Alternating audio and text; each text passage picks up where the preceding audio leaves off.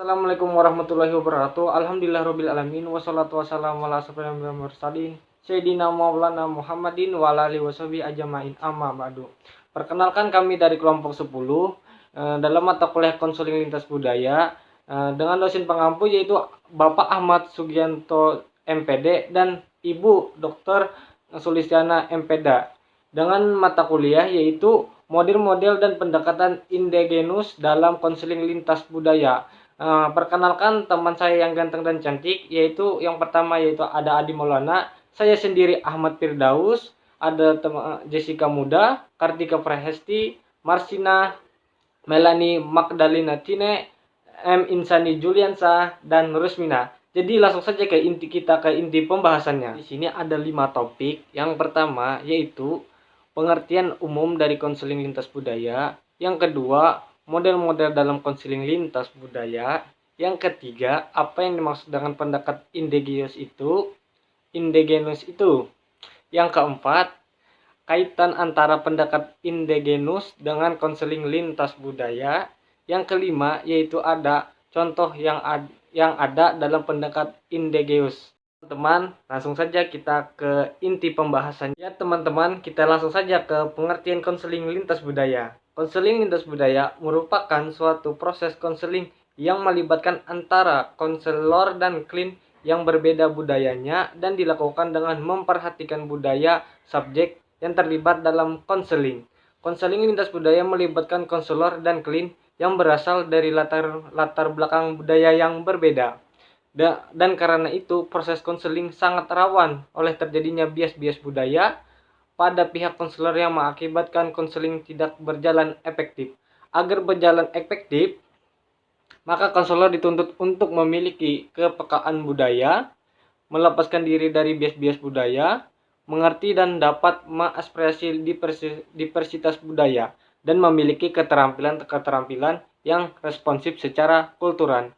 Mungkin itu saja yang dapat saya jelaskan, dan akan dilanjutkan oleh teman saya. Terima kasih atas perhatiannya. Assalamualaikum warahmatullahi wabarakatuh. Perkenalkan, nama saya Jessica Muda dengan NIM 200401010007. Di sini saya akan melanjutkan pembahasan materi yang telah dijelaskan oleh rekan saya sebelumnya. Saya akan menjelaskan model-model konseling lintas budaya. Ada 3 jenis model konseling lintas budaya menurut Palmer dan Logani 2008, yaitu yang pertama, model perpustakaan pada budaya, yang kedua, model integratif, yang ketiga, model etnomedikal, yang dibagi menjadi 5, yaitu konsep sakit, yang kedua, causal atau healing belief, yang ketiga, kriteria sehat, yang keempat, body fashion belief, yang kelima, health proactive efficient belief.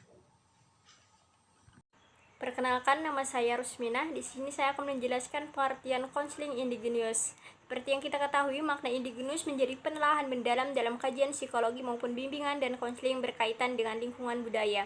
Kim dan Berry menjabarkan psikologi indigenous mempelajari perilaku manusia atau pemikiran yang dibawa sejak lahir, tidak ditransportasi dari daerah lain, dan dirancang untuk orang-orang setempat.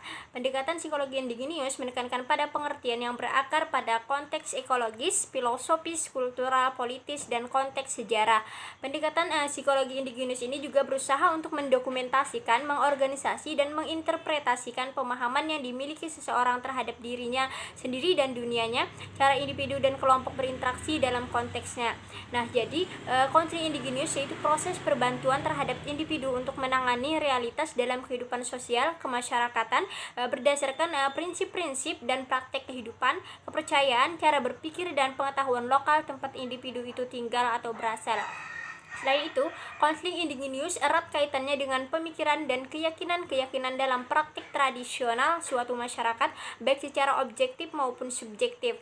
Adapun ruang objektif berkaitan dengan keunikan kompleks sebagai individu, dan ruang objektif berkaitan dengan struktur budaya di mana individu itu berasal. Sekian penjelasan dari saya, selanjutnya akan dilanjutkan oleh teman saya.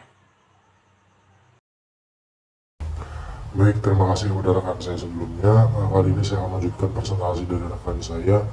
Nah, saya sampai pada bagian pokok pikiran yang perlu diperhatikan yang berkaitan dengan konseling indigenous.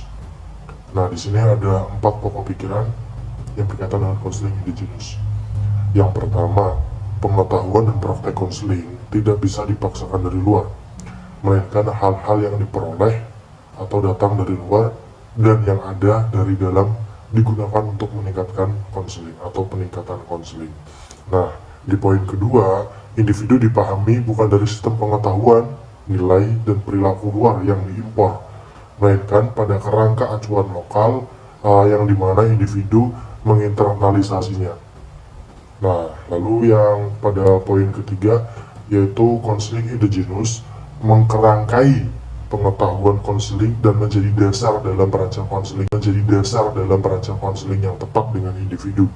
Nah, sehingga yang merupakan suatu rute atau jalan menuju konseling yang lebih tepat. Nah, terus yang poin terakhir yaitu indigenization, bukan suatu sangkalan etnosentrik barat atau suatu pertentangan antara tradisional dan modern. Indigenization bukan suatu pendekatan untuk menemukan masa lalu dan berpegang pada masa lalu, ataupun gagasan-gagasan barat yang ditolak dengan mudah karena gagasan-gagasan itu asing dan karenanya buruk. Itu tadi adalah 4 pokok bahasan pikiran mengenai konseling indigenous. Selanjutnya pada poin B yang berjudul kaitan pendekatan indigenous dalam konseling lintas budaya akan dijelaskan oleh rekan saya. Terima kasih. Assalamualaikum warahmatullahi wabarakatuh. Perkenalkan, nama saya Marsina, NIM 1910123123. Di sini saya akan melanjutkan penjelasan pada poin D, yaitu kaitan antara pendekatan indigenous dengan konseling lintas budaya. Baik, kita flashback sedikit mengenai pengertian dari konseling lintas budaya itu sendiri kan, yaitu konseling yang melibatkan berfokus pada budaya, yang dimana bisa dikatakan bahwa konselor dan konselor itu memiliki budaya yang berbeda. Dengan demikian, konseling itu bisa dikatakan sebagai konseling dengan perjumpaan budaya atau culture encounter antara konselor dengan si klien. Baik, sedangkan dari sisi pendekatan indigenous sendiri itu merupakan pendekatan yang memang berkaitan dengan lingkungan budaya. Seperti yang dikatakan Kim and Barry, indigenous itu mempelajari perilaku manusia atau pemikiran manusia yang memang mereka bawa sejak lahir, bukan mereka dapatkan dari daerah luar atau transportasi kebudayaan dari daerah luar.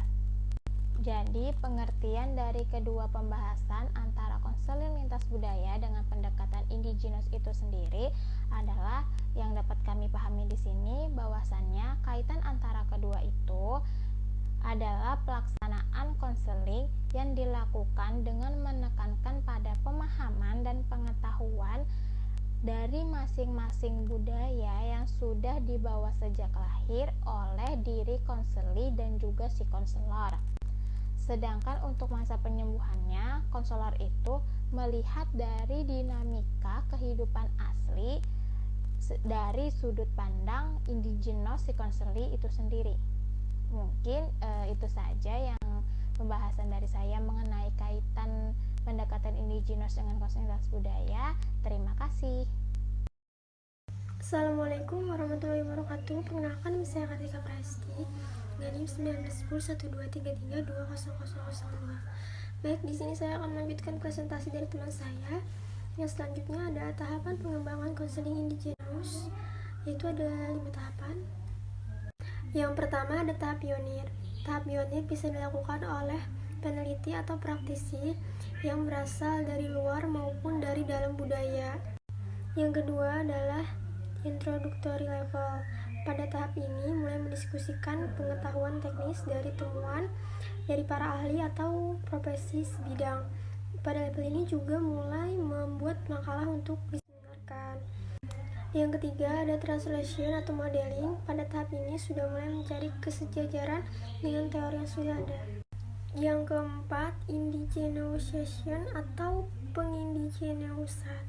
Pada tahap ini sudah mulai menteorikan Baik, di sini saya akan melanjutkan presentasi teman saya. 5. Integration. Pada tahap ini, Anda menetapkan teori baru tanpa tergantung pada teori manapun. termasuk teori barat. Pada tahap ini diharapkan apa yang Anda rumuskan sudah dapat dipakai untuk menggambarkan dan memprediksi perilaku manusia dalam konseling. Contoh konseling lintas budaya dengan pendekatan indigenous. Contoh pertama dalam masyarakat Kalimantan Selatan.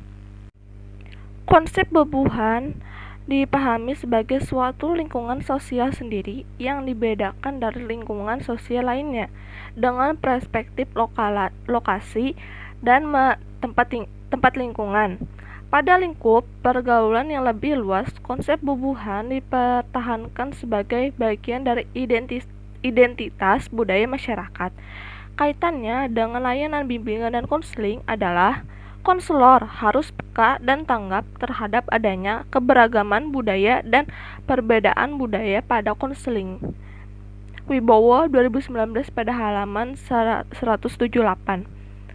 Pendekatan indigenous bebuhan ini dapat diimplementasikan ke dalam layanan bimbingan dan konseling, khususnya dalam layanan mediasi. Melalui layanan mediasi mengajak semua pihak yang terlibat untuk duduk bersama-sama mengetaskan persoalan yang terjadi dengan melihat permasalahan secara komprehensif, memahami tidak secara terpisah namun menyeluruh dalam satu kesatuan persoalan. Kusno 2017 halaman 45. Contoh kedua, banyaknya masyarakat yang masih tidak memakai masker ketika berada di tempat umum, berkumpul di tempat keramaian, bahkan ketika ada anggota keluarganya yang meninggal karena COVID-19, ada sebagian yang tidak mengindahkan sehingga melakukan prosesi pemakaman yang umum. Akibatnya, penularan COVID-19 ini menyebar dengan cepat. Fenomena ini terjadi disebabkan karena kebiasaan masyarakat yang masih belum bisa menerima kehadiran COVID-19 ini dan masih terbatasnya pengetahuan tentang COVID-19 ini serta banyaknya berita-berita hoaks yang semakin menimbulkan ketakutan dan kecemasan yang berlebih pada masyarakat. Disinilah konseling indigenous bisa menjadi alternatif solusi dalam mengatasi permasalahan yang terjadi akibat COVID-19 ini. Pada dasarnya, konseling indigenous ini akan mengkonstruksi pandangan masyarakat terhadap manusia dan alam semesta. Konseling indigenous juga akan menunjukkan pemahaman mereka terhadap person, self, tujuan hidup, dan nilai-nilai yang dijadikan pijakan. Arifin 2013. Kunci keberhasilan konseling adalah ketika konselor efektif dalam berkomunikasi dengan mengenali dan memahami budaya klien. Pendekatan dengan budaya akan lebih efektif karena klien akan merasa nyaman dan diterima. Sekian dari saya, akan dilanjutkan oleh teman saya. Assalamualaikum warahmatullahi wabarakatuh. Perkenalkan, nama saya Adi Maulana dengan NIM 1910-1232-113. Di sini saya akan melanjutkan penjelasan daripada kawan saya mengenai contoh konseling lintas budaya dengan pendekatan indigenous. Yaitu yang berikutnya, di Indonesia sejauh ini terdapat penelitian yang berkenaan dengan melibatkan peran budaya yang bersifat nilai-nilai kearifan lokal bersandar pada etnik tertentu seperti itu. Nah, penelitian yang bersifat parsial karena hanya mengambil aspek-aspek tertentu.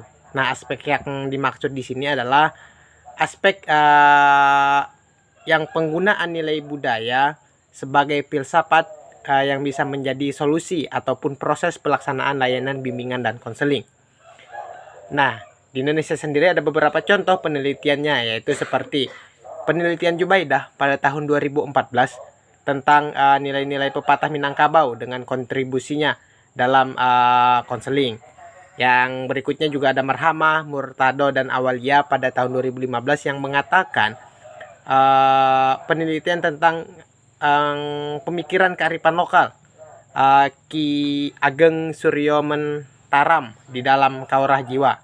Nah, selain itu juga ada penelitian yang dilakukan oleh Halid pada tahun 2016 tentang BKA atau bimbingan konseling yang berbasis kearifan lokal di Kabupaten Lombok Barat. Dan yang lainnya juga ada kajian teoritik yang dilakukan Mahmud pada tahun 2018 mengungkapkan bahwa relevansi peran filsafat Gus Jigang dalam pelaksanaan layanan bimbingan dan konseling. Nah, mungkin itu saja yang bisa saya sampaikan. Salah hilapnya mohon maaf mewakili kelompok penyaji. Terima kasih banyak. Wassalamualaikum warahmatullahi wabarakatuh.